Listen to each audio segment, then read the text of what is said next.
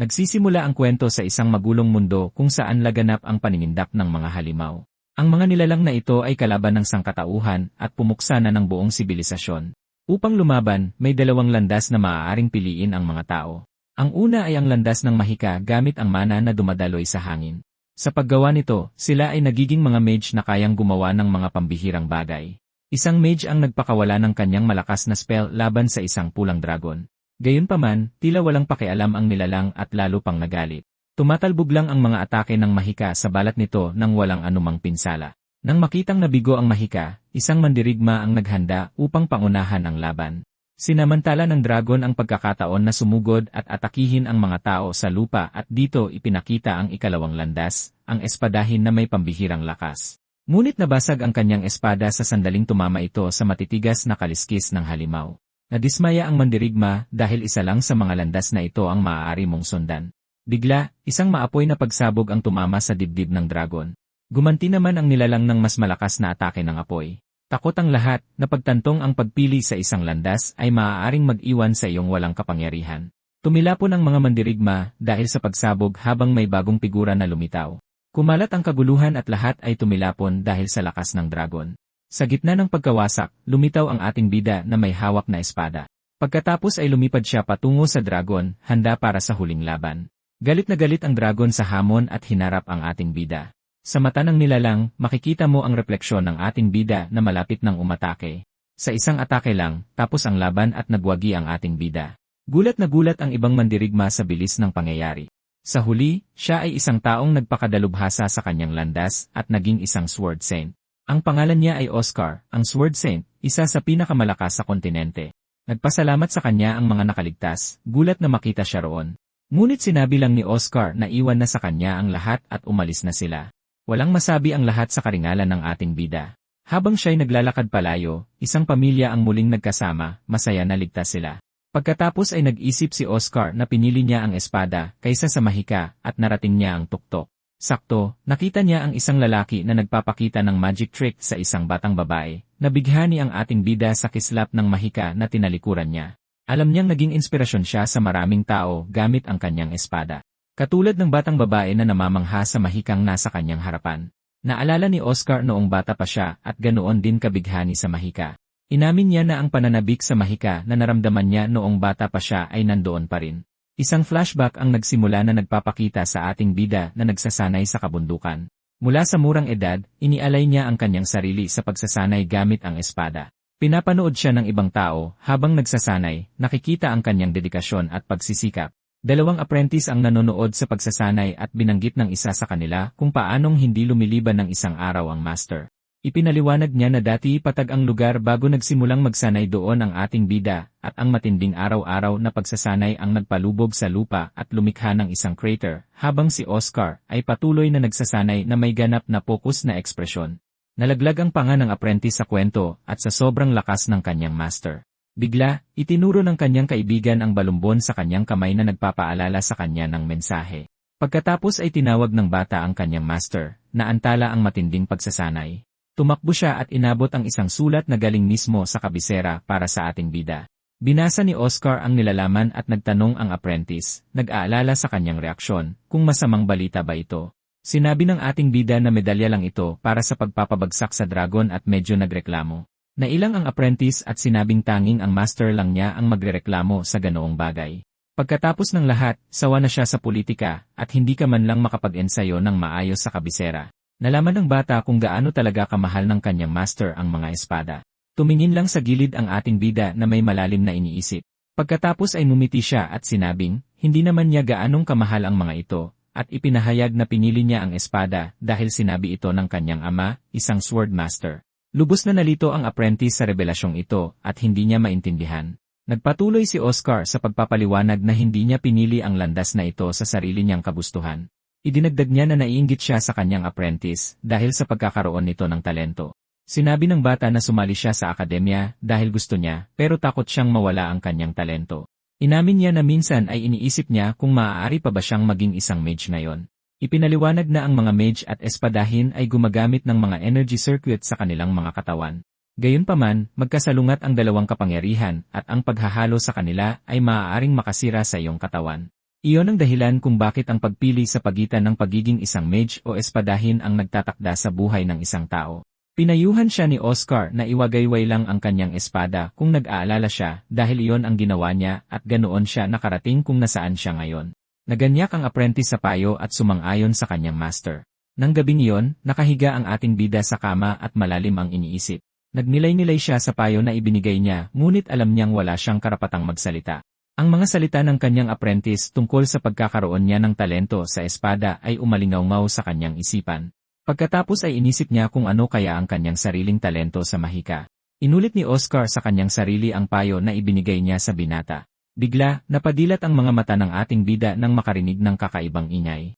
Ilang sandali pa, isang malaking pagsabog ang naganap sa labas mismo ng kanyang bahay. Tinupok ng apoy ang gusali habang ang mga nakabalabal na figura ay nanonood mula sa malayo. Isang grupo ng mga misteryosong mage ang lumapit na malinaw na may masamang balak. Nagtanong ang isa sa kanila kung tapos na ang trabaho, ngunit sinabi ng isa na huwag magpakampante. Mula sa gitna ng apoy, lumabas ang ating bida na ikinagulat ng mga kaaway.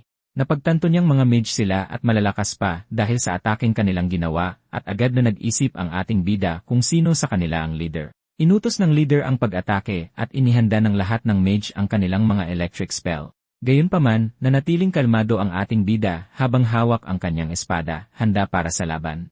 Mahusay na iniwasan ni Oscar ang maraming kidlat na lumilipad patungo sa kanya. Sa isang mabilis na kilos, nilapitan niya at tinaga ang isa sa mga mage gamit ang kanyang talim. Ngunit lubos na nagulat ang ating bida sa isang hindi inaasahang galaw mula sa mga kaaway. Nahuli nila ang kanyang apprentice at ginagamit siyang hostage, tinatakot siya gamit ang yelo. May busal ang bibig ng binata at takot na takot habang may malamig na talim sa kanyang leg. Nagtanong ang ating bida kung ano ang gusto nila at ipinahayag ng leader na ang buhay niya ang kanilang habol. Nalilito si Oscar dahil wala siyang matandaan na ginawa para kamuhian ng ganito. Pagkatapos ay ngumisi ng masama ang mage at sinabing, halata namang hindi niya matatandaan, at ipinahayag na hindi nila mapapatawad ang kanyang talento sa espada at maging sa mahika. Lubos na nalilito ang ating bida at nagtanong kung ano ang kanyang pinagsasabi. Hindi siya pinansin ng leader at sinabing hindi niya kailangang mamatay doon habang tinatakot ang apprentice. Nang makita ang sitwasyon, desperadong sumigaw ang binata ng pangalan ng kanyang master at sinabing huwag mag-alala dahil isa lang siyang nobody at handa ng mamatay. Napuno ng determinasyon ang mga mata ng ating bida nang marinig ito. Naiintindihan niya ang sitwasyon at lalong hinigpitan ang hawak sa kanyang espada. Sa gulat ng lahat, sinabi ni Oscar na tama sila, ngunit iginiit niyang bigo ang kanilang plano at sinabihan silang huwag maliitin ang kanyang disipulo. Galit na galit ang leader ng mga mage sa kanyang kapangahasan at naghanda ng bagong atake. Pagkatapos ay nagpakawala ang leader ng ulan ng mga tipak ng yelo patungo sa ating bida. Lumipad ng mabilis ang mga projectiles, handa nang tapusin ang lahat. Pagkaraan ng ilang sandali, isang malaking ulap ng alikabok ang tumaas mula sa lugar ng pagtama. Tumalikod ang mage, tiwalang tapos na ang sword saint. Gayunpaman, nagulat siyang makaramdam ng hiwa sa kanyang pisngi at walang ideya kung ano ang nangyari. Bigla, nakita niyang tinamaan mula sa likod ang isa sa kanyang mga tauhan. Lumalabas na ginamit ng ating bida ang sariling katawan bilang pain para iligtas ang kanyang apprentice. Pagkatapos ay sinabi ng leader na kumpleto na ang kanyang layunin at naghanda na silang lahat na tumakas. Pagkatapos ay naglaho sila sa isang portal ng liwanag, iniwan si Oscar. Tumakbo ang apprentice na nagpapanik at nagtanong kung bakit niya yon ginawa para sa kanya. Ngunit mumiti ang ating bida at sinabing isa rin siyang espadatsin, tulad niya. Umiiyak ang binata, sinasabing handa na siyang mamatay at hindi na kailangang iligtas. Humingi siya ng paumanhin, ngunit sinabi ng ating bida na hindi niya ito kasalanan. Hindi mapigilan ng bata ang mga luha nang makita ang kanyang master sa ganoong kalagayan. Tiningnan siya ni Oscar na may mahinang ngiti, kalmadong tinatanggap ang kanyang huling sandali. Sa kanyang mga huling sandali, naaalala niya ang kanyang pangarap na maging isang salamangkero. At sa wakas ay hinarap niya ang katotohanang iniiwasan niya buong buhay niya. Ang katotohanan ay noon pa man ay gustong-gusto ng gumamit ng mahika ng ating bida simula pagkabata. Iwinasiwas lamang niya ang kanyang espada upang iwasang harapin ang katotohanang iyon at ipinagmalaki ang karangalan. Ngunit walang makakapantay sa kilig na nararamdaman niya tuwing nakakakita siya ng mahika. Biglang, nagising ang ating bida sa isang gubat at iniabot ang kanyang kamay sa langit. Tiningnan niya ang sariling mga kamay na nalilito at walang ideya kung nasaan siya. Napagtanto ng ating bida na dapat ay wala na siya ngayon. Pagtingin sa paligid, sinubukan niyang kilalanin ang lugar kung saan siya napunta at hindi nagtagal ay napagtanto niyang nasa Aizen siya, ang kanyang bayan noong bata pa. Malinaw na naaalala ng ating bida na ibinuwis niya ang kanyang buhay para iligtas ang kanyang apprentice. Sa tabi niya, nakakita siya ng isang kahoy na espada at ilang mga sulat sa lupa. Nagulat siya nang makita ang nakasulat sa mga sobrang iyon. Mga imbitasyon iyon sa dalawang pinakamalaking akademya sa kaharian, isa para sa mahika at isa para sa espada. Sa edad na 15, natatanggap ng mga kabataan ang mga imbitasyong ito upang piliin ang kanilang sariling landas. Napaisip ng malalim ang ating bida, hawak ang sulat mula sa Magic Academy.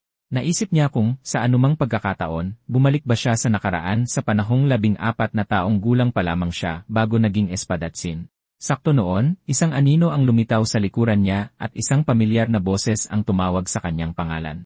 Ang kanyang ama pala iyon na may seryosong ekspresyon, nagtatanong kung anong ginagawa niya roon. Nagulat si Oscar at lumingon para kumpirmahin kung tatay niya nga ba talaga iyon. Napagtanto niya na kung bumalik siya sa nakaraan, buhay din dapat ang kanyang ama. Gayunpaman, pinagalitan siya ng lalaki sa pagiging mayabang at pagpapabaya sa kanyang pagsasanay. Yumuko na lang ang ating bida nang hindi nagsasalita ng kahit isang salita. Tutal, hindi naman siya nagmamayabang. Natatakot lang siyang ibunyag ang kanyang pangarap. Nalaman na ang kanyang ama ay isang sword master, kaya marami siyang disipulo. At bilang kanyang anak, natural na natutong lumaban ang ating bida kasama niya mula sa murang edad. Pinupuri siya ng kanyang ama sa bawat pagbuti niya. Ngunit isang araw, may nagbago kay Oscar magpakailanman. Tumakbo siya ng masaya para sabihin sa kanya ang tungkol sa mahikang nakita niya, ngunit hindi maganda ang naging reaksyon. Nagalit ang kanyang ama at sinabing ang mahika ay para sa mahihina at kailangan lang ng kanyang anak na mag-alala sa pagwasiwas ng espada at wala ng iba. Simula noon, nagsanay siya para hindi siya pabayaan, ngunit naging trahedya ang lahat sa huli. Pagbalik sa nakaraan, may bagong determinasyon na ngayon sa mga mata ng ating bida. Pagod na siya sa ganoong katapusan at hindi na niya ulitin ang kanyang mga pagkakamali. Sa bagong buhay na ito, sa wakas ay susundin na ng ating bida ang landas na matagal na niyang ninanais. Pagkatapos ay nagpumilit ang kanyang ama na itanong kung ano ang ginagawa niya sa halip na magsanay. Tinitigan siya ni Oscar sa mata at sumagot na sapat na ang pagtitig niya sa espada para sa isang buhay. Lubos na nagulat ang lalaki sa matapang na sagot ng sariling anak. Pagkatapos ay naglabas siya ng isang malakas na aura at ilang mga espada ng liwanag ang lumitaw sa paligid niya. Ang bigat mula sa kanyang enerhiya ay napakatindi na kahit siya ay ramdam ang malakas na epekto.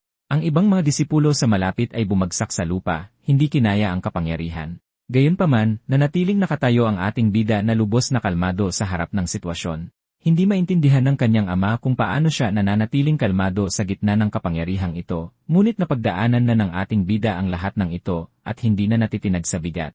Tinitigan siya ng lalaki na may seryosong ekspresyon, sinusubukang alamin kung ano ang nangyayari. Pagkatapos ay kumalma ang ama at sinabing mukhang hindi lang nagloloko ang kanyang anak. Inayos lang ni Oscar ang kanyang damit bilang paghahanda sa susunod na mangyayari. Pinuri siya ng lalaki at sinabing kung ipagpapatuloy niya ito, maaari niyang manahin ang kanyang samahan. Bigla, ilang lalaki ang lumitaw na may hindi gaanong palakaibigang tingin sa kanilang mga mukha. Ngumiti ang kanyang ama, natutuwa sa potensyal ng kanyang anak nang hindi napapansin ang iba. Tinitingnan ng ating bida ang kanyang ama na may malalim at malayong pag-isip. Makalipas ang isang sandali, hinawakan siya ng mga lalaki mula sa likuran ng medyo agresibo. Sabi nila, hinihintay lang daw nila ang bakasyon sa akademya para makita siya. Sinabi ng pinuno ng grupo na tuturuan niya siya ng isa o dalawang bagay tungkol sa espada. Naaalala ng ating bida na naririto rin ang mga lalaking ito sa panahong iyon. Sila ang kanyang mga kasama sa pagsasanay na lagi niyang nilalabanan sa utos ng kanyang ama. Ngunit nagbago ang lahat ng magising ang kanilang sword aura sa akademya. Pagkatapos ay sinimulan nila siyang pag-initan bilang paraan para mailabas ang kanilang mga kabiguan. Pagbalik sa kasalukuyan, hinamon siya ng bully sa isang laban doon mismo. Pagkatapos ay ipinagmalaki niya ang kanyang sword aura at sinabihan siyang maghanda. Alam ni Oscar na ang aura ay lumilikha ng agwat sa kapangyarihan na hindi malalampasan. Sa gulat ng lahat, tumalikod siya at nagsimulang maglakad palayo. Nang may ngiti, nagpasalamat ang ating bida sa lahat ng nangyari hanggang ngayon. Lubos na nagulat ang lalaki at walang ideya kung ano ang iisipin sa kilos na ito, at makalipas ang isang sandali, itinapon ng ating bida ang kanyang kahoy na espada sa tubig. Tinukso siya ng mga bully sa pagtapon ng kanyang espada, tinawag siyang duwag. Sumugod ng galit na galit ang pinuno ng grupo, sinasabing isa siyang kahihiyan sa mga espadatsin. Gayunpaman, nanatiling nakatalikod ang ating bida, hindi gumagalaw sa harap ng banta. Pagkatapos ay lumingon siya at sinabing hindi na siya gagamit ng espada dahil magiging salamangkero na siya ngayon. Walang pakialam ang lalaki at sumugod nang naka-activate ang kanyang sword aura, handang umatake. Gayunpaman, nanatiling kalmado at payapa ang itsura ng ating bida na walang anumang takot. Tutal, ang pagpapalakas ng katawan gamit ang Sword Aura ay lubos na nagpapabilis. Ngunit lumampas lamang sa kanya ang atake habang umiilag ang ating bida ng napakadali. Sinabi ni Oscar na sa ganitong takbo, hindi kailanman gagana ang kanyang atake.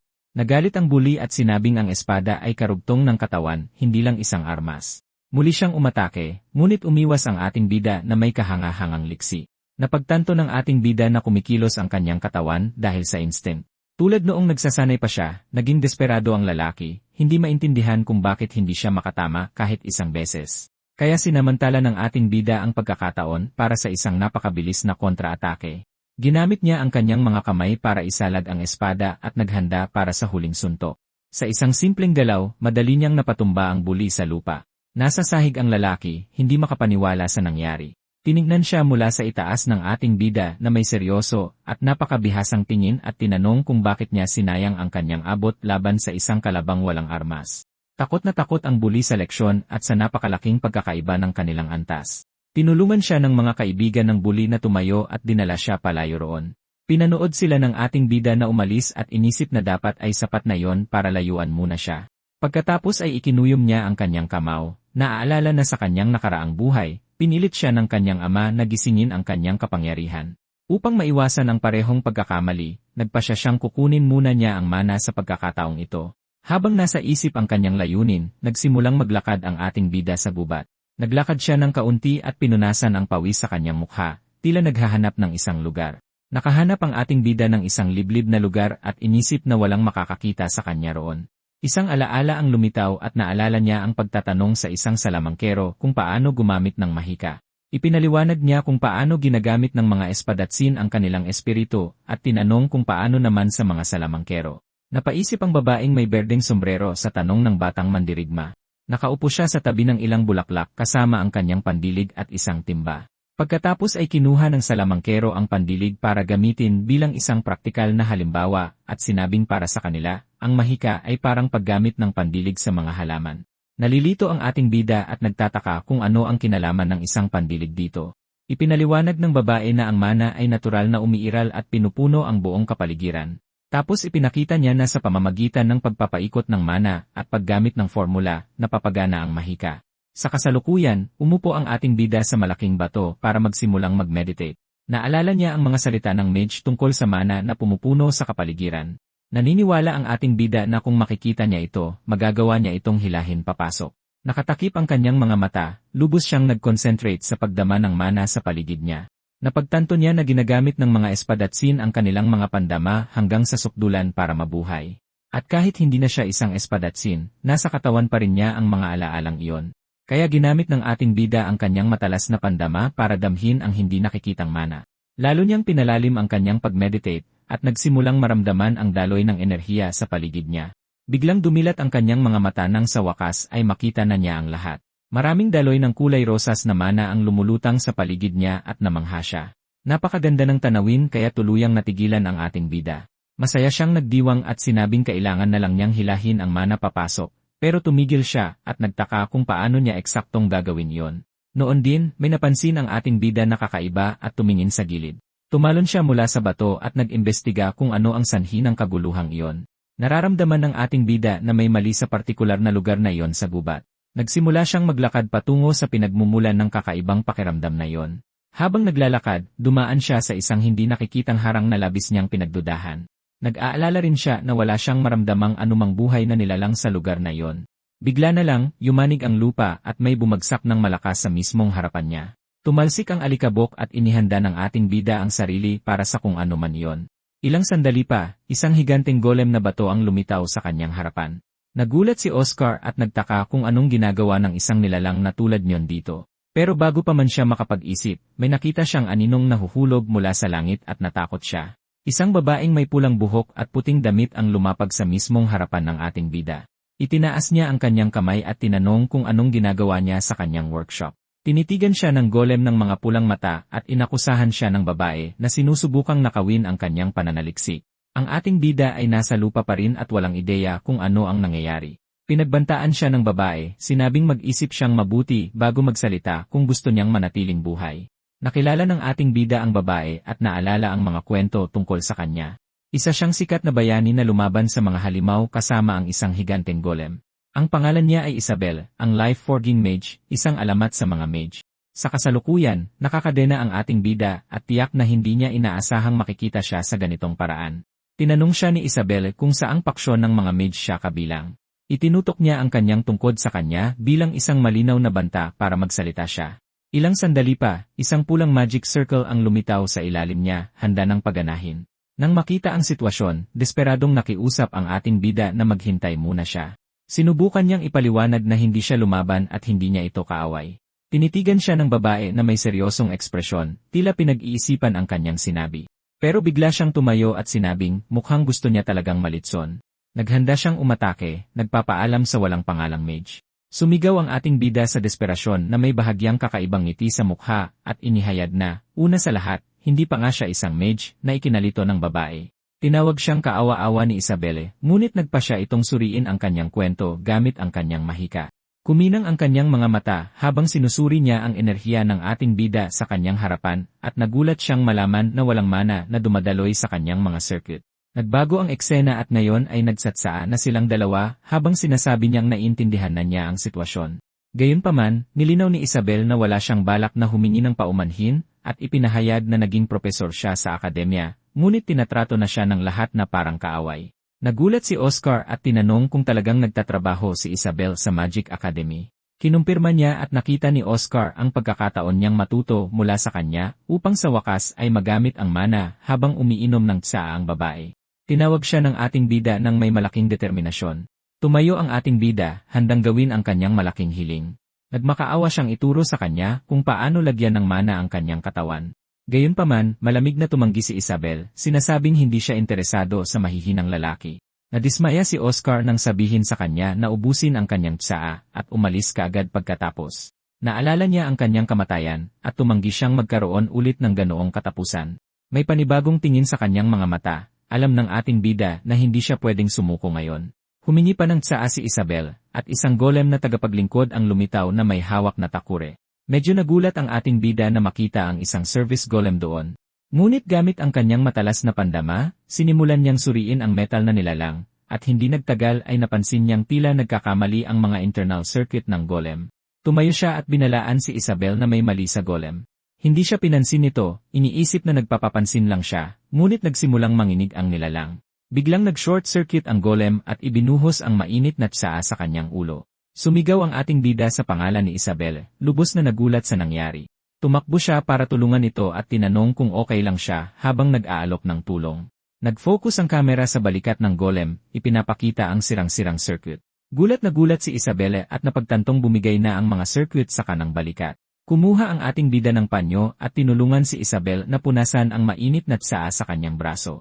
Tinanong niya, na lubos na nagulat, kung paano niya nalaman na magkakamali ang golem. Sinabi niyang kakaiba ang daloy ng mana at tinanong siya kung nakakakita ba siya ng mana, isang alaala ng mage na may berdeng sombrero na nakilala niya ang sumagi sa kanyang isipan. Naalala niyang sinabi nito na hindi nakikita ang mana at kinumpirma niya kay Isabel na nakikita niya ito. Naintindihan ng babae na yon pala ang dahilan kung bakit niya nalagpasan ang harang nito. Naalala ng ating bida ang kanyang buhay bilang isang espadatsin at lahat ng kanyang karanasan, at iniisip na marahil ang kakayahang ito ay nagmula sa kanyang mga instinct bilang espadatsin o marahil ito ang talento na binanggit ng misteryosong mage. Bago siya pinatay, biglang tumayo si Isabelle at tinawag siya sa pangalan na ikinagulat ng ating bida. May kumpiyansang ngiti, sinabi niyang tuturuan niya siyang gumamit ng mana. Nalilito siya, ngunit muling iginiit nito na ayaw pa rin niya sa mga walang kakayahang lalaki. Gayunpaman, inamin niyang nakuha niya ang kanyang interes at iniabot ang kanyang kamay sa kanya. Napangiti ang ating bida, gumaan ang loob at masaya sa bagong pagkakataon. Isinara ng dalawa ang kasunduan sa pamamagitan ng isang matatag at mapagpasyang kamayan. Nagbago ang eksena at nagsimula ang aralin na may ginagamit na pisara si Isabel. Ipinaliwanag niya na mali ang kanyang ideya dahil ang mana ay nasisipsip na. Tinanong ng ating bida kung paano niya mapapadaloy ang mana sa kanyang mga circuit. Gumuhit siya ng isang diagram at sinabing dumadaloy lamang ang mana kapag mayroong formula na tatanggap nito. Nagtataka ang ating bida at tinanong kung ano ba talaga itong tinatawag na formula. Nakangiti, ipinakita niya sa kanya ang isang magic paper na may nakaguhit na partikular na spell. Labis na nasabik ang ating bida at tinanong kung anong spell iyon, ngunit itinago niya ito bilang isang misteryo. Inutusan siya ni Isabel na i-visualize ang kapangyarihan sa kanyang katawan at ibuhos ito sa formula. Agad tinanggap ng ating bida ang hamon at sinabing gagawin niya ang kanyang makakaya. Gayunpaman, iniisip ng babae na ang gawaing ito ay aabutin ng hindi bababa sa 1 buwan para makumpleto. Pero iniisip niya na kung totoo ang kanyang talento sa pagkakita ng mana, marahil ay matatapos ito ng ating bida sa loob lamang ng kalahating buwan. Inulit niya ang mga tagubilin sa kanyang sarili, sinusubukang intindihin kung ano ang gagawin. Napagtanto ng ating bida na para itong pagpapakinis ng kanyang sword key at itinuon ang kanyang isipan. Nakatakip ang kanyang mga mata, lubos siyang nag-concentrate sa kanyang kalooban para madama ito. Sa kanyang isipan, nakikita niya ang sariling katawan at ang daloy ng enerhiya at, nang may ngiti, sa wakas ay natagpuan niya ang mana na umiikot sa loob niya. Maliwanag na kumikinang ang enerhiya at naghahanda siya para sa susunod na hakbang ng proseso. Iniunat niya ang kanyang kamay at itinuro ang lahat ng kapangyarihan sa magic paper sa sahig. Biglang nanlaki ang mga mata ni Isabel sa purong pagkagulat sa kanyang nakita. Idinilat ng ating bida ang kanyang mga mata at napagtantong nasa papel na ang mana. Ipinaliwanag na ang pagmaster ng mahika ay isang mabagal na proseso, tulad ng pag-aaral muling maglakad. Nalaglag ang panga ni Isabel sa bilis kung paano niya ito nagawa. Kung tutuusin, kahit ang pinakamalalakas na mage sa mundo ay nangangailangan ng panahon para ma-master ang mana. Tumingala ang ating bida sa langit at nakita ang resulta ng kanyang unang spell. Pagkatapos ay nilapitan ni Isabelle ang ating bida na hinahangaan ang mga paputok sa kalangitan. Hindi siya makapaniwala na nagawa niyang ma-master ang mana sa isang subok lang. At agad niyang naalala kung paano niya nalaman na magkakaproblema ang golem niya kanina. Nag-iisip ang babae kung nakikita niya ang mana pero alam niyang hindi nito maipapaliwanag ang lahat. Sa pagtingin sa refleksyon sa kanyang mga mata, isang bagay ang naging napakalinaw sa kanya. Walang duda, ang ating bida ay isang henyo na may di kapanipaniwalang talento. Samantala, manghang sinabi ng ating bida na ito na sa wakas ang totoong mahika. Biglang tinawag siya ni Isabel na may malaking tuwa sa kanyang mukha. Sabi niya, kamangha-mangha iyon at wala pang sinuman sa kasaysayan ang nakagawa ng ganoon. Gayunpaman, pinutol siya ng ating bida at sinabing hindi pa ito sapat. Na may seryosong tingin, tila hindi siya nasiyahan sa resulta ng spell at sinabing hindi ito maganda. Naaalala ang mahika na bumighani sa kanya noong bata pa siya. Ang alaala na iyon ang dahilan kung bakit niya laging gustong tahakin ang landas na ito. Para sa kanya, espesyal ang mahika at ang ginawa niya ay hindi man lang lumapit dito. Pagkatapos ay itinuro niya ang papel at ipinakita ang isang partikular na bahagi ng magic formula at sinabing kakaiba ang daloy ng mana doon, tulad ng mga golem kanina. Tinanong niya ang opinyon nito na ikinataranta at ikinalito niya. Sa sandaling iyon, napagtanto niya na hindi lang niya gustong maging isang ordinaryong salamangkero. Sa katunayan, nais ng ating bida na gumamit ng perpekto at napakagandang mahika. Nagulat si Isabella at sinabing kung may bumabagabag sa kanya, pwede niyang isulat muli ang formula. Lubos na nagulat at nasabik ang ating bida sa posibilidad na iyon. Pagkatapos ay tinanong niya si Isabel kung paano niya maisusulat muli ang magic formula. Samantala, sa ibang lugar, isang misteryosong lalaki ang naglalakad sa pasilyo na may napakaseryosong ekspresyon. Tila may hinahanap siyang importanteng tao. Hindi nagtagal ay nahanap niya ang mga nambuli na binugbog ng ating bida kanina. Lumapit ang lalaking nagngangalang Mista at tinanong kung anong nangyari sa kanila. Natatakot ang mga lalaki at sinusubukang sabihin na hindi nila ito kasalanan. Ngunit iginiit ni Mista, tinanong muli kung ano ang nangyari na may malamig na tingin. Pinagharian ng takot ang mga lalaki na hindi alam ang gagawin o kung paano magpapaliwanag. Sinimulan ng isa sa kanila na ikwento kay Mista ang tungkol sa pambubugbog na natanggap nila. Napanganga ang lalaki habang nakikinig sa hindi kapanipaniwalang kwento.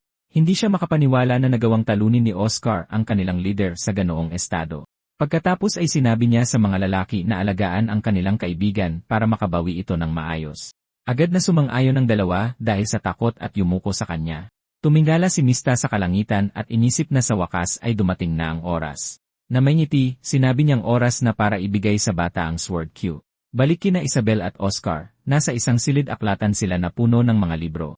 Namangha ang ating bida at sinabing hindi niya alam na ganoon kalalim ang mga formula. Sabi niya, kailangan ng kaalaman para gumamit ng mahika at normal lang iyon. Pagkatapos ay pinuri ni Isabelle ang kanyang mga instinct at inalok ang kanyang mga libro para pag-aralan niya. Na may ngiti, itinuro niya ang kanyang ulo at sinabihan siyang kumuha ng kahit gaano karaming libro ang gusto niya. Gayunpaman, nang lumingon si Isabelle, naglaho na parang bula ang ating bida. Makalipas ang isang sandali, muling lumitaw ang ating bida na may dalang malaking salansan ng mga libro. Nagulat siya at sinabi lang nito na sinabihan niya siyang kumuha ng kahit gaano karami ang gusto niya. Natigilan si Isabelle, ngunit bigla niyang naalala ang isang napakahalagang bagay. Na may seryosong ekspresyon, sinabi niyang kailangan niyang bigyan ng babala ang ating bida, at ipinaliwanag na opisyal na siyang salamangkero na may mana sa kanyang mga circuit. Dahil dito, binalaan siya ni Isabel na mag-ingat ng husto sa sword key. Ang eksena ay bumalik kay Mista na may mga planong ibigay ang kapangyarihang ito sa ating bida. At tinapos ng babae ang kanyang babala sa pagsasabing kung paghahaluin niya ang dalawang kapangyarihan, katapusan na niya. Mula sa tuktok ng burol, nakatingin ang bida sa nayo ng Aizen, na nagbabalik ng malalalim na alaala ng kanyang mahirap na nakaraan. Na may malalim na pag-iisip, pinagninilayan ng batang kabalyero ang lahat ng pinagdaanan niya bago makuha ang pagkakataong ito na bumalik sa nakaraan. Pagpasok sa isang silid, natagpuan niya ang kanyang ama na nakahiga sa kama, na mukhang napakahina at masasakitin dahil sa isang karamdaman. Iminulat ng matanda ang kanyang mga mata at nakilala ang kanyang anak na matagal na niyang hindi nakikita na nakatayo mismo sa kanyang harapan. Sa sandaling iyon, hiniling ng lalaki sa bata na lumapit para magkaroon sila ng mas pribadong pag-uusap. Hinawakan ang braso ng binata, nagkomento ang patriarka sa hindi kapanipaniwalang talento na alam niyang taglay ng kanyang anak mula pa pagkabata. Pagkatapos, kinuwestiyon ng ama kung ang pagbabawal sa paggamit ng mahika noon ay tunay na tamang desisyon para sa kinabukasan ng bida. Nakakaramdam ng bigat sa dibdib, naalala ng binata ang palaging pressure sa kanya na sundin lamang ang landas ng espada. Ngunit ngayon, sa isang bagong pagkakataon, nagpasya siyang hindi nayuyuko sa kagustuhan ng ibang tao. Dahil doon, mahigpit na hinawakan ng bata ang sobre mula sa Magic Academy dahil alam niyang ito ang kanyang tunay na tadhana. Sa harap ng malalaking tarangkahan ng institusyon, pinagmamasdan ng time traveler ang kahanga-hanga at mahiwagang arkitektura ng lugar. Lubos siyang determinado na makuha ang kinakailangang pahintulot upang sa wakas ay mapag-aralan ang bagay na tunay niyang minahal noon pa man. Habang naglalakad sa isang madilim na pasilyo, nakita natin ang isang misteryosong lalaki na matikas na nakatayo malapit sa isang may sinding sulo. Napansin ng lalaki ang presensya ng bata at nagtanong sa seryosong tono kung mayroon siyang apurahang bagay na pag-uusapan. Walang pag-aalinlangan, inabot ng bida ang imbitasyon at humingi ng pirma para gawing opisyal ang kanyang pagpasok sa paaralan ng mga salamangkero. Magkaharap ang dalawa habang tumitindi ang tensyon sa bulwagan dahil sa hindi inaasahang kahilingan. Nagulat sa kanyang kilos, kinuwestiyon ng lalaki kung bakit hindi makapaghintay sa mas kalmadong sandali ang isang napakahalagang bagay. Nanlaki ang kanyang mga mata nang mapagtanto niyang hindi nagbibiro ang binata at napansin na mas matibay ang kanyang determinasyon kaysa dati. Na may tiwalang ngiti sa mukha, ipinakita ng bata ang bukas na dokumento, handang sundan ang landas na siya mismo ang pumili. Hindi matanggap, napahawak ang tagapagturo sa kanyang ulo at tinanong kung bakit pinili niya ang mahika gayong ipinanganak siya para sa espada. Hinarap ni Oscar ang kanyang ama at tinanong kung naaalala niya noong sinabi niyang gusto niyang gumamit ng mahika noong bata pa siya, ngunit binaliwala ng matanda ang usapan habang mahigpit na hawak ang kanyang espada.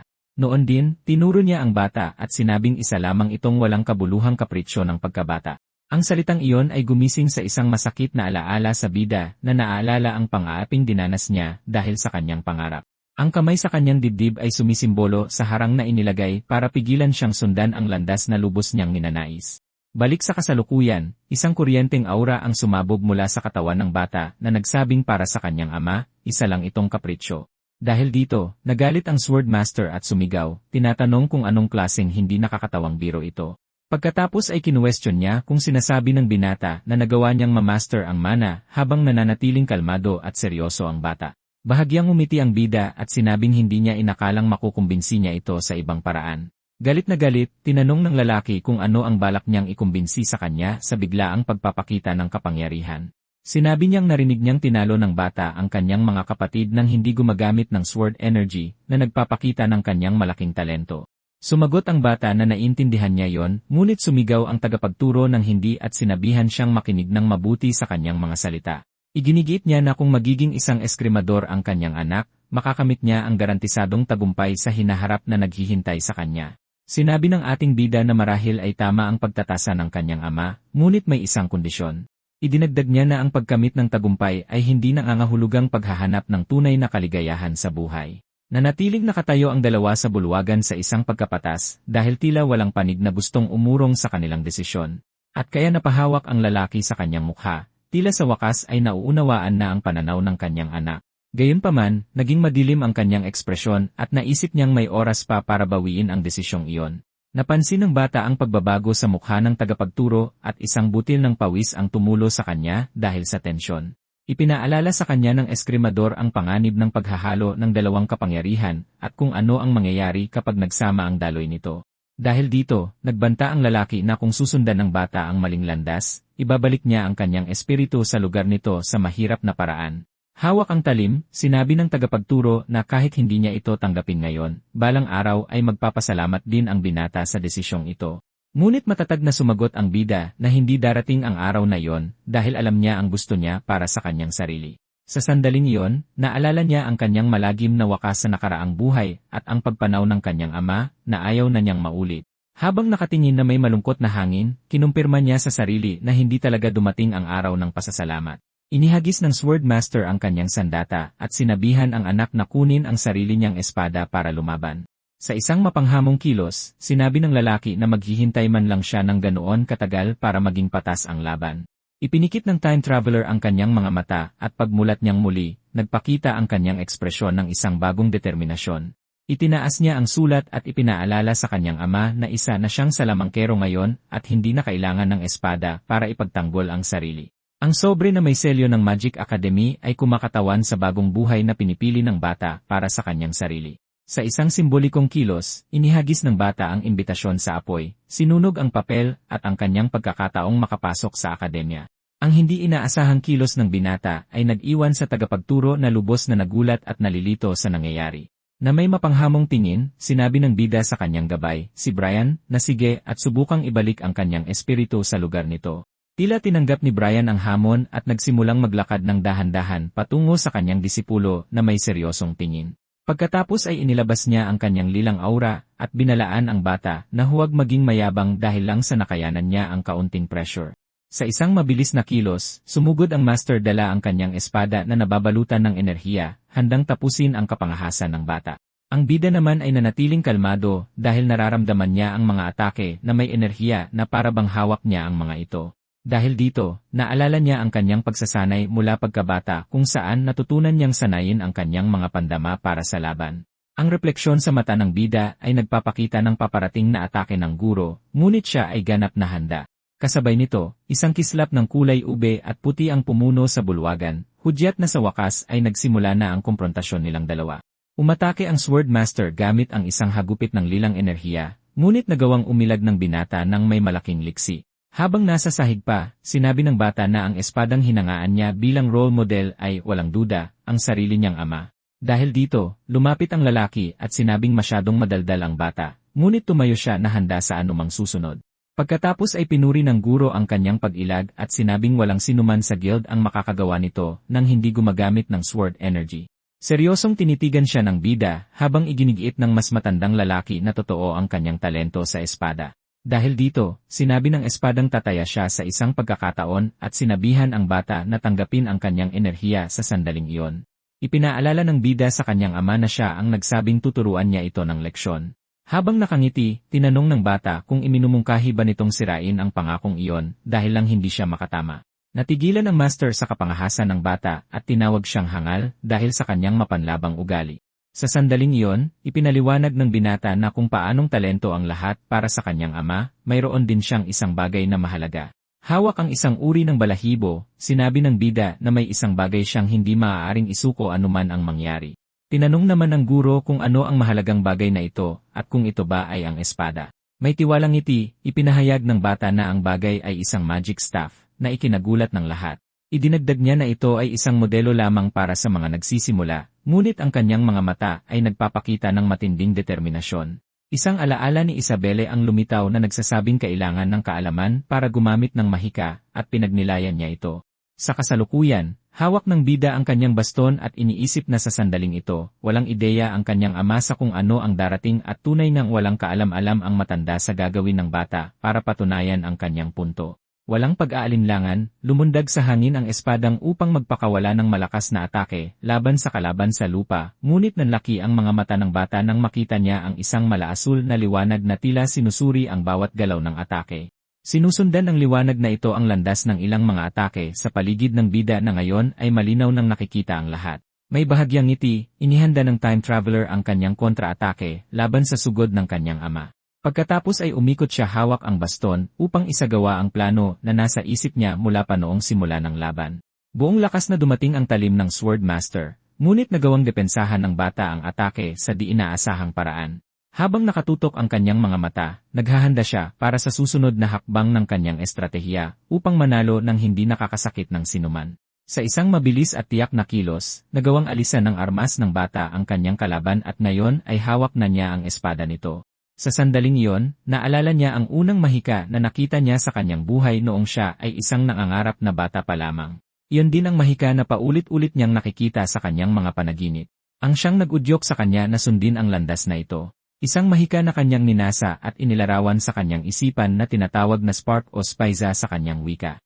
Pagkatapos ay naalala niya ang kanyang ina sa isang tumba-tumba na napapalibutan ng mahiwaga at nakakaginhawang liwanag na iyon. Sa kasalukuyan, lubos na nagulat at natulala ang guro sa nagawa ng kanyang anak. Sumabog ang maliliwanag na kislap ng liwanag sa paligid ng lalaki na sinusubukang protektahan ang sarili mula sa matinding ningning ng spell.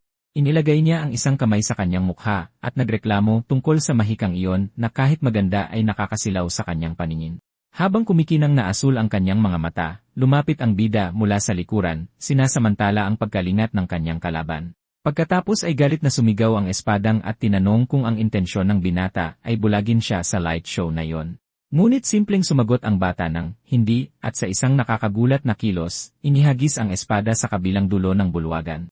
Bumagsak ang talim at tumusok sa sahig na bato, na tuluyang nagtapos sa armadong komprontasyon sa pagitan ng mag-ama. Sa refleksyon ng espada, nakikita natin ang dalawa na nakatayong tahimik habang unti-unting nawawala ang tensyon sa hangin. Pagkatapos ay ipinaliwanag ng bida na naniniwala siyang lalaban ang kanyang ama base sa presensya lamang ng hindi kailangan ang kanyang paningin. Habang nakahawak sa kanyang leg, napagtanto ng lalaki na isang diversion ang unang spell at tinanong kung ano ang layunin nito.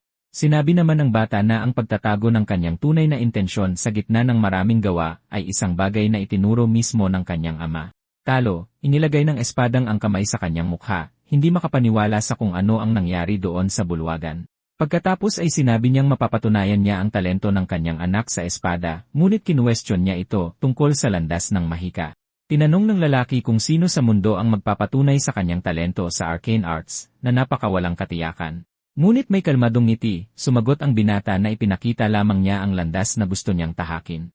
Pagkatapos ay tinanong ng bida kung naging espadang ba ang kanyang ama dahil may nagpatunay sa kanyang talento. Dahil sa tanong na ito, naalala ng guro ang isang usapan sa nakaraan na nagpabago sa kanyang pananaw sa mga bagay. Sa kanyang mga alaala, kinuwestiyon niya kung dapat bang tahakin ng kanyang anak ang landas ng espada o mahika sa hinaharap. Habang nakaupo sa tabi ng kanyang buntis na asawa, naniwala siyang magkakaroon ng talento ang bata sa espada. Ngunit ang kanyang asawa, na nakangiti, ay ipinaalala sa kanya na pinili lamang niya ang espada dahil akala niya ay cool ito noong mas bata pa siya. Pagkatapos ay sinabi niya na hindi nila kailangang pumili para sa kanya dahil ang landas ay sa kanyang anak at ang desisyon ay dapat sa kanya. Sa kasalukuyan, sinabi ng Swordmaster na akala niya ay magiging Sword Saint ang bata.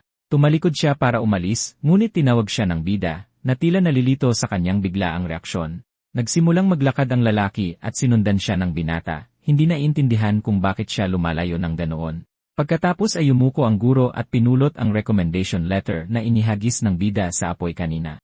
Ang ginawa ng kanyang ama ay nag-iwan sa time traveler na lubos na nagulat at talagang nalilito. Habang nakangiti, hawak niya ang sulat at sinabing hindi niya ito mapipirmahan gamit ang balahibong iyon. Pagkatapos ay lumipat ang eksena sa malaki at kahanga-hangang akademya ng mahika kung saan dumarating ang mga bagong estudyante. May nagbabasa ng sulat at nagkomento na ang mga freshmen ngayong taon ay tila isang napakatalinong grupo. Binanggit ng isang babaeng may salamin na bukod sa mga mahahalagang maharlika, may iba pang malalaking pangalan na darating.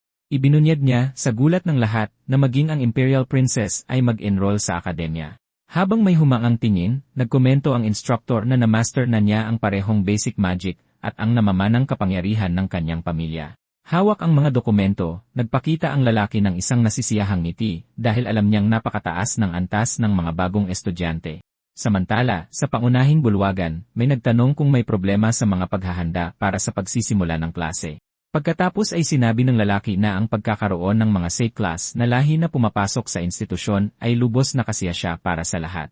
Sa sandaling ito, inilaan ng batang bida ang kanyang sarili sa pagsusulat sa kanyang talaarawan upang itala ang bawat mahalagang detalye ng kanyang bagong buhay. Nakatayo sa harap ng dormitoryo ng guild, pinagmamasdan ng Swordmaster ang mga gawain habang nakakrus ang mga braso at malalim ang iniisip. Pinapanatili niya ang isang matatag na tindig, ngunit ang kanyang mukha ay nagpapakita ng katahimikan ng isang taong natupad na ang tungkulin sa paggabay sa kanyang kahalili. Sa paglipas ng mga araw, ipinapakita ng tunog ng mga yapak sa sahig na 6 na buwan na ang nakalipas mula sa dakilang duelo na iyon. Lumipas ang oras sa isang hindi kapanipaniwalang paraan, at naglalakad ang bida sa pasyo na nararamdamang napakabilis na tapos ang paghahanda. Sa paglapit sa guro, narinig ng bata na maraming ibang estudyante na nagsanay sa buong buhay nila sa arcane arts. Sinasabi ng veterano na wala siyang gaanong karapatang magsalita, ngunit hinihiling sa kanyang anak na maging malakas at huwag kailanman sumuko sa kanyang pinili.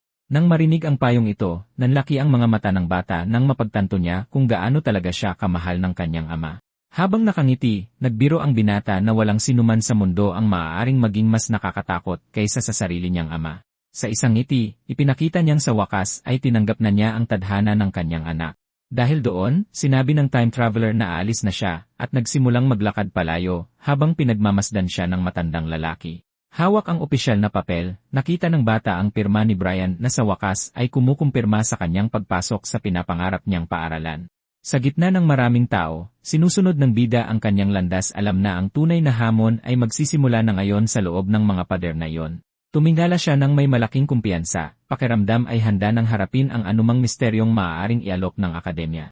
Pagkatapos ay bumukas ang malalaking tarangkahan, naglalabas ng matinding liwanag na nagmamarka sa simula ng isang epikong paglalakbay para sa bagong salamangkero.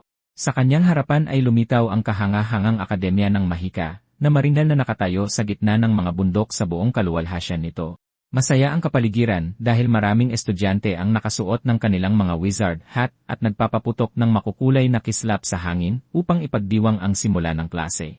Sa ibaba lamang, nakikita natin ang isang banda ng maliliit na musikero na gnome na tumutugtog ng mga tambol at trompeta para pasiglahin ang pagsalubong sa lahat ng mga bagong estudyante. Pagtingala sa kalangitan, napansin ng bata ang ibang mga estudyante na lumilipad sa mga walis na may mga kapangmukhang buntot ng ardilya sa isang napakasayang paraan.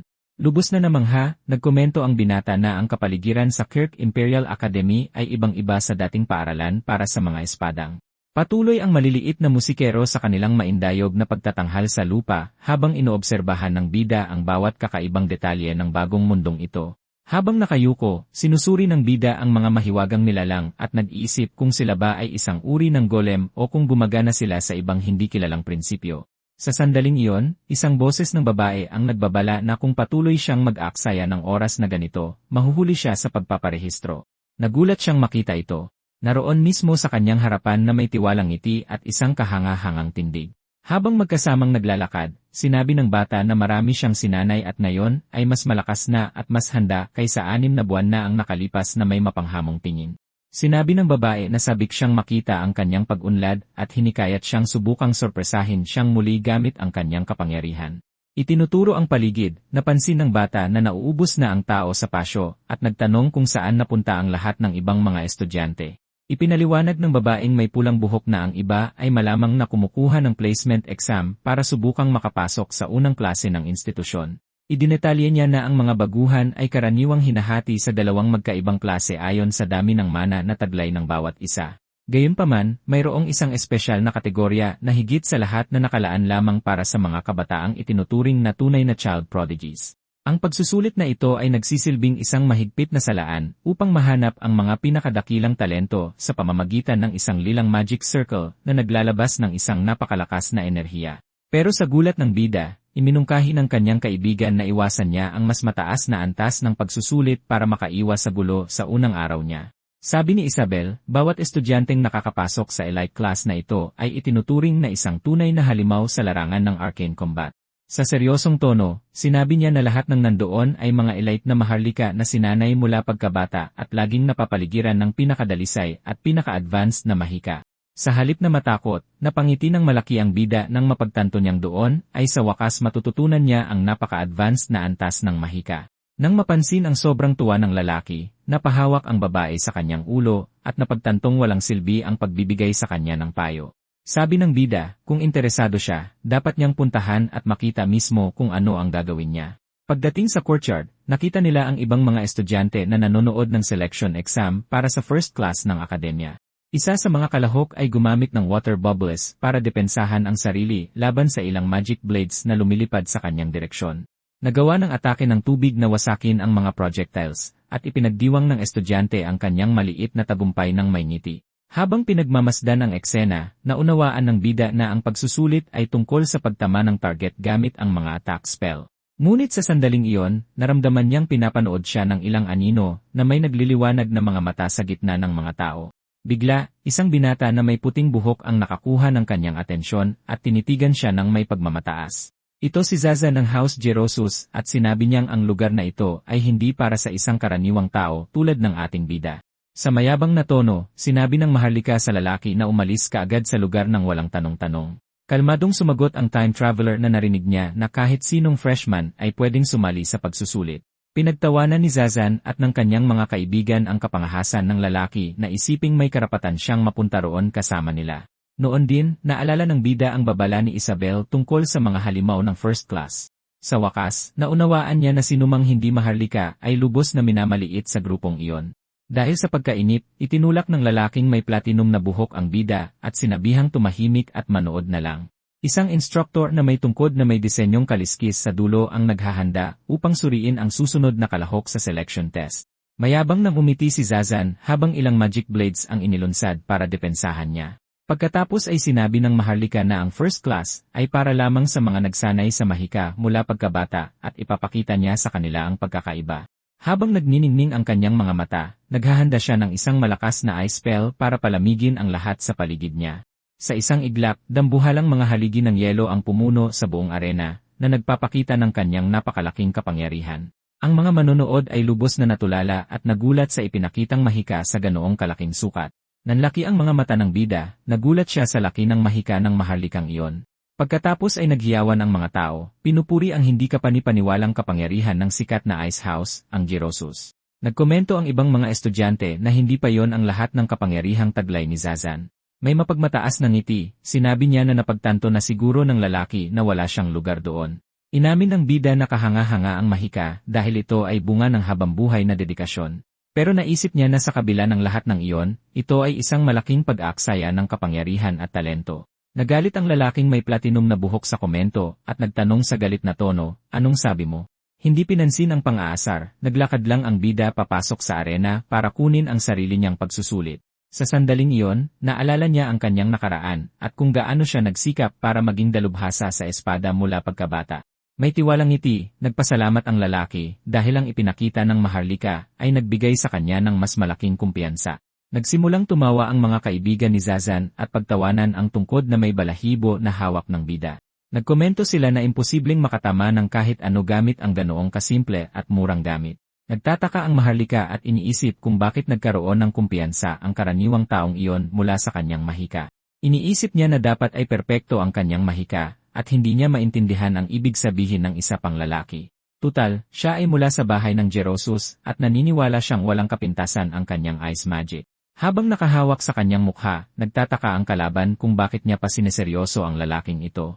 Naghahanda ang instructor na ilunsad ang mga magic blade para sa susunod na kalahok sa pagsusulit. Iniisip niya na ang mga freshman ngayong taon ay kasing galing ng mga sabi-sabi. At sa ganoong kalakas na mahika, naniniwala siyang si Zan ang magiging kinatawan ng mga freshman. Pero kahit na, isang butil ng pawis sa kanyang mukha ang nagpapakita na mayroon siyang kaunting pagdududa tungkol dito. Nagtataka ang instructor kung ano ang ginagawa ng lalaki sa lahat ng oras na ito, nakatayo lang doon nang hindi kumikilos. Mula sa mga manonood, sumigaw ang isa sa mga maharlika na sumuko na lang siya kung hindi man lang siya makatama ng maayos. Ngunit iniisip ng bida sa sarili na hindi siya nawawala kundi naghihintay ng isang mahalagang bagay. Sa nakatutok na tingin, sinusuri niya ang direksyon ng lahat ng mga talim na lumilipad patungo sa kanya. Ang mga magic projectile ay nagsasalubong sa air sa mataas na bilis na lumilikha ng isang napakahirap na hamon. Bigla, ang tungkod na may balahibo ng binata ay nagsimulang magniningning ng matinding enerhiya ng apoy. Pagkatapos ay nabuo ang isang magic circle ng apoy at ginamit niya ang spell na tinatawag na Pilsphere Fireball. Isang malakas na sinag ng apoy ang tumawid sa arena sa isang tuwid na linya na tumama sa target ng may katumpakan. Sa isang iglap, lahat ng 5 talim ay bumagsak sa lupa na may butas sa kanilang gitna. Ang instructor ay lubos na nabigla at natulala sa kanyang nasaksihan. May nagkomento mula sa mga manonood na napakabilis nito, halos hindi mo makita na tinamaan niya ang mga target. Tumawa ang mga kaibigan ni Zazan at sinabing bumagsak siya dahil napakaliit ng mga butas sa mga target.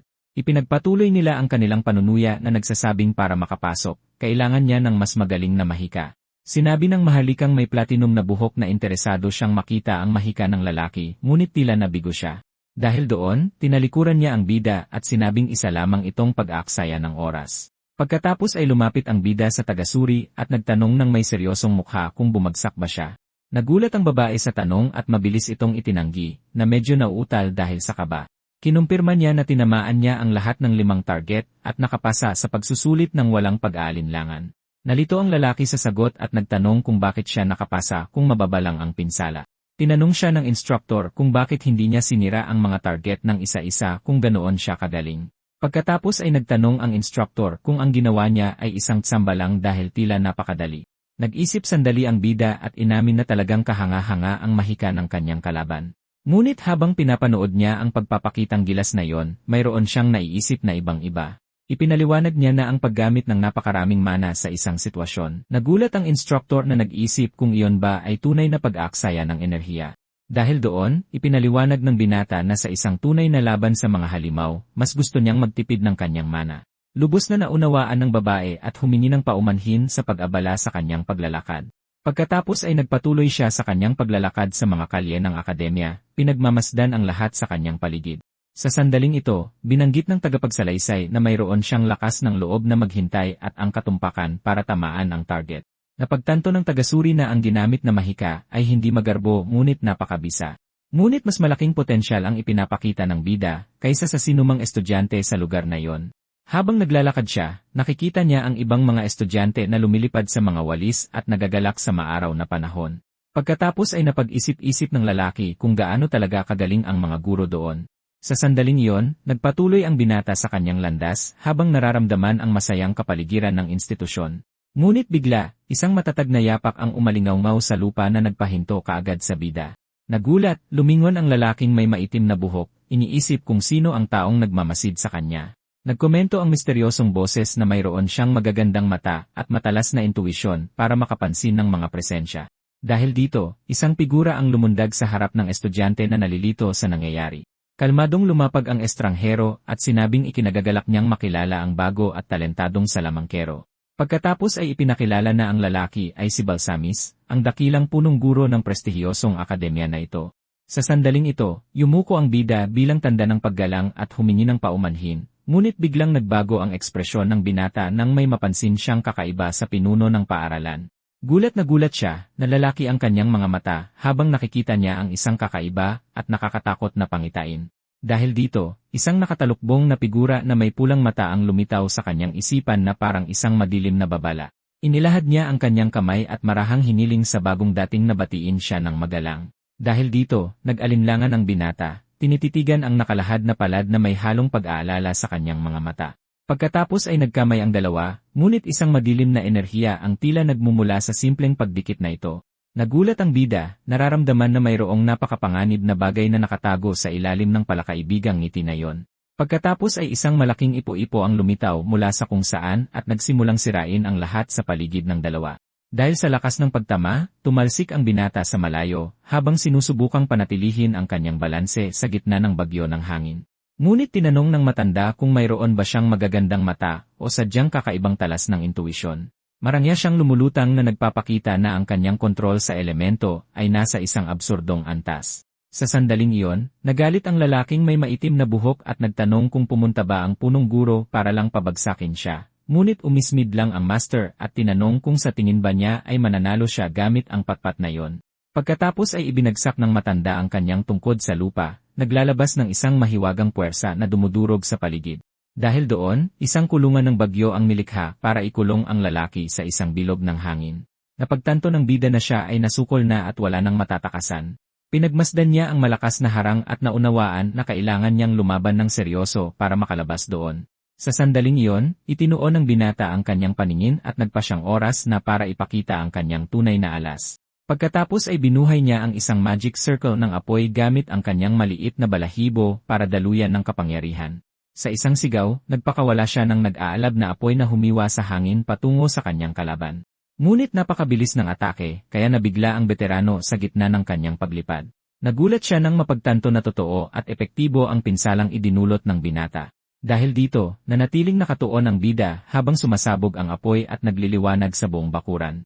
Napansin ni Balsamis na direktang pinuntirya ng binata ang gumagamit ng mahika sa halip na subukang harangan lang ito. Bahagyang tumawa ang headmaster habang hinahangaan ang kapangahasan ng binatang maitim ang buhok sa gitna ng laban.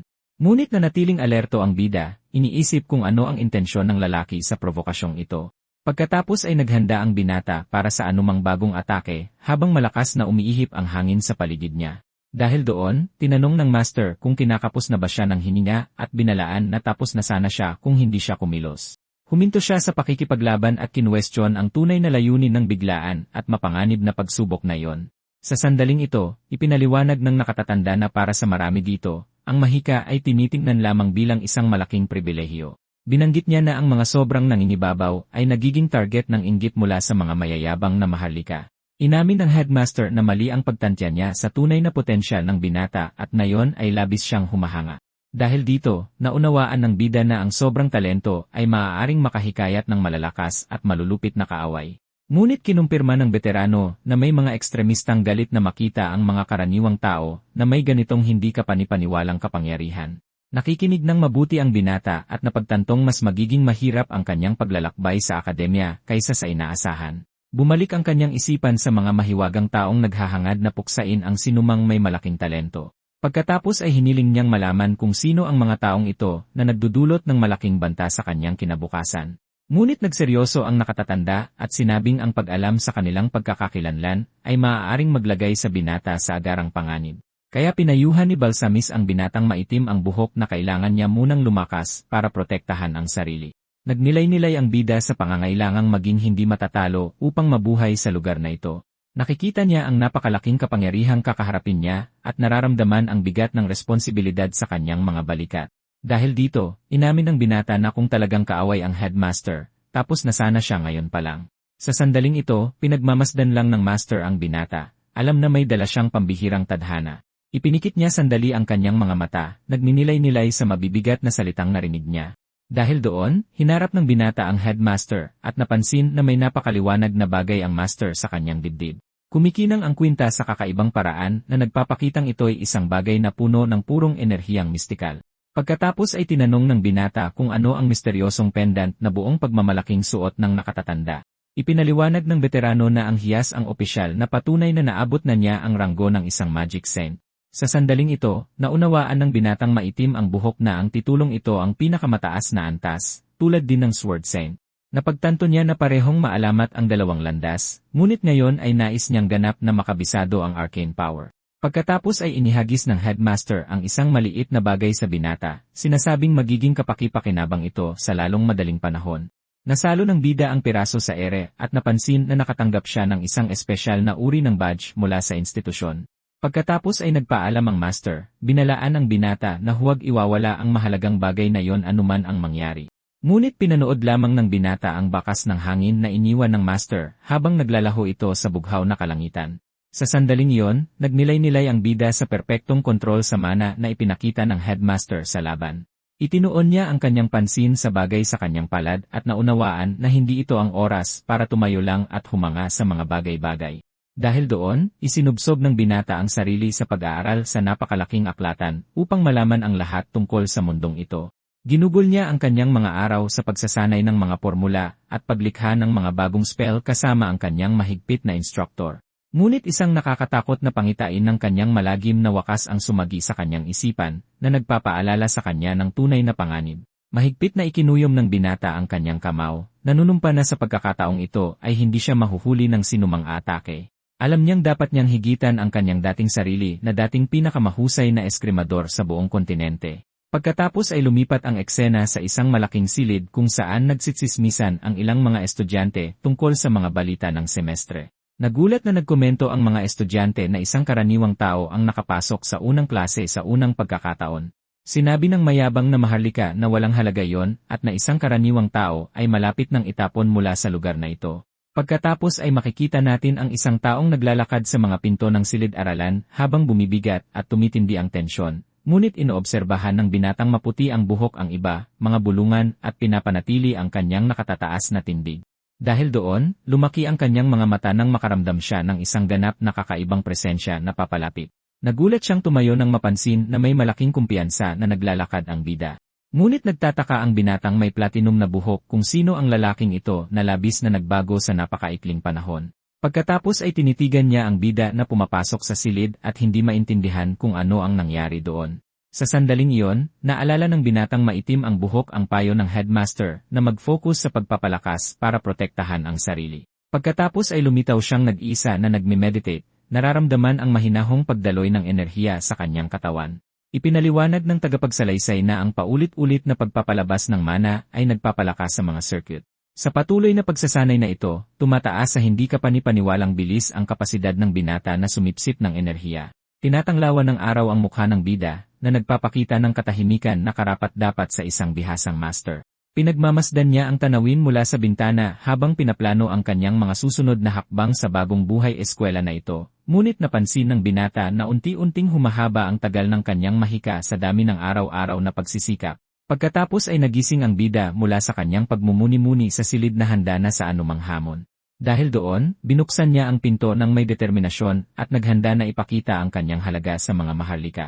Naglakad siya habang inaayos ang kanyang guwantes, at iginiit na ito ang unang pagkakataon na tunay niyang ninais na maging malakas. Sa sandaling iyon, pinagmamasdan ng kanyang karibal ang binatang maitim ang buhok mula sa itaas, naiinis sa napaka-imposing na presensya nito. Ngunit ang binatang may platinum na buhok ay nagsimulang pagpawisan sa kaba, hindi maintindihan ang matinding pagbabagong ito. Pagkatapos ay tinitigan niya ang matatag na tingin ng binata at nagtaka kung ano ang nangyari sa karaniwang taong ito.